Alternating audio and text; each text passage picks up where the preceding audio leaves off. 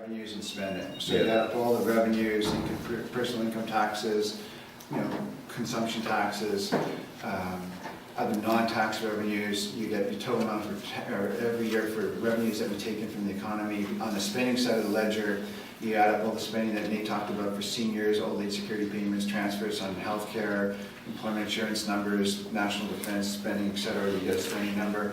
The difference between there is really, we talked about the budgetary balance. Right now we're running a deficit annually, probably spending more than what we have. Yes, and you add on to, including interest on the public debt, it's in the kind of just under $20 billion range, we're a $2 trillion economy. So we're running this deficit annually. If you look at the stock of debt, we're probably, again, there's different ways to look at it. You can look and say, what are the total liabilities for the federal government? Okay. Gross liabilities, probably it's like $1 trillion. A little over $1 trillion in terms of gross liabilities. Then you take away financial assets, a little under like 300 and some odd, billion dollars.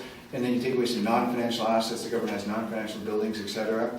And then you get down to something a little over $600 billion. That's the stock of debt. So the stock of debt is kind of like the accumulated deficit.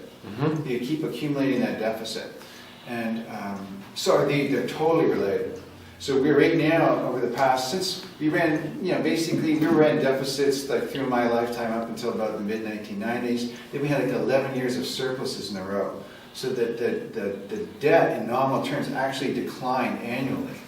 And it dramatically declined relative to the size of the economy. And we went from like basket cases, according to some people, bond rating agencies, to like rock stars. In a short period of time because of those annual balanced budgets. Since 2007-8, we've been adding to that stock of debt.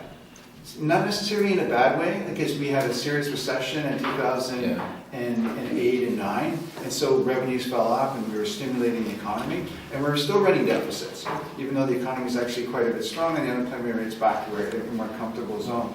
So the stock of debt's been going up, but these interest rates, partly because the economy got so hurt, and we sucked all the demand out of the economy in 2008 to the financial crisis, interest rates have plummeted, but we're still adding to the stock of debt. So it kind of, these low interest rates kind of have kind of masked the size of the additions to the stock of debt.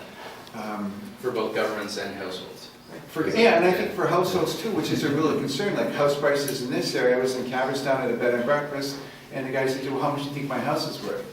And we said, well, we kind of know Toronto market probably. And he said, like $1.5 million. Yeah. And he says, it's pretty hard, like for us, to kind of. So yeah, with low interest rates, like you can create those bubbles in these sorts of economies, and somehow that happened in the early 2000s as well. So there are people, you want them to be like, do we have monetary policy right? Do we have fiscal policy right? These are big leaders. Don't get them out of whack, so you can kind of stable an economy as much as possible. So there are people that focus in on that. Did they get it right? No. And obviously we got it way wrong in 2008. We had this terrible financial crisis. And like, I remember being there, like literally losing hundreds of thousands of jobs every month. And it was terrible. The unemployment rate went from just under 6% to 8.5% in a few months.